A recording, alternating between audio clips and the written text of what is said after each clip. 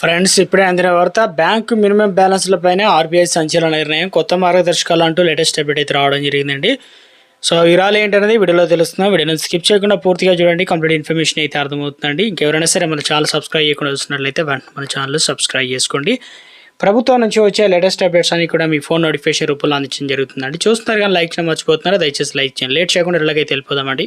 దేశవ్యాప్తంగా చాలా రకాల బ్యాంకులు అయితే ఉన్నాయి. అన్ని ప్రభుత్వ రంగ బ్యాంకులకు సంబంధించి మినిమం బ్యాలెన్స్ల నిర్వహణ ఛార్జీలను తొలగిస్తున్నప్పటికీ మరికొన్ని ప్రైవేట్ బ్యాంకులు మాత్రం ఖాతాదారుల పైన కనీస బ్యాలెన్స్ ఛార్జీలు అయితే మోపుతున్నాయి అన్నమాట. అంటే మన అకౌంట్లో కనుక మినిమం బ్యాలెన్స్ అనేది ఇంత ఉండాలనేది లిమిట్ ఉంటుంది. అంత లేకపోతే ఛార్జీలు కట్ అవుతాయి అన్నమాట. తాజాగా development bank of Singapore India saving ఖాతాలో అవసరమైన నెలవారీ సగటు బ్యాలెన్స్ నిర్వహించకపోతే ఛార్జీలు వసూలు చేయనున్నట్లు కూడా ప్రకటించడం జరిగింది. ఈ బ్యాంకు ఆ కోవిలకు రావడం జరిగింది.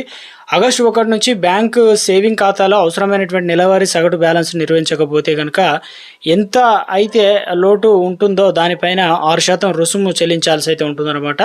సో అంత డబ్బులు అయితే కట్టాల్సి అయితే ఉంటుంది. డిబిఎస్ బ్యాంకు ఇండియా వెబ్సైట్ ప్రకారం బ్యాలెన్స్ నిర్వహించినందుకు ఛార్జీల లోటు అనేది 6% ఉంటుంది. గరిష్టంగా ₹500 డిబిఎస్ బ్యాంక్ రెగ్యులర్ సేవింగ్ ఖాతాలు అయితే నెలవారీగా బ్యాలెన్స్ అనేది 10,000 అయితే నిర్వహించాల్సి అయితే ఉంటుందన్నమాట. కాగా డిబిఎస్ బ్యాంక్ ఇప్పటికే ఏటీఎం నగదుకు ఉపసంహరణ రుసుము పెంచింది తీసుకోవడానికి.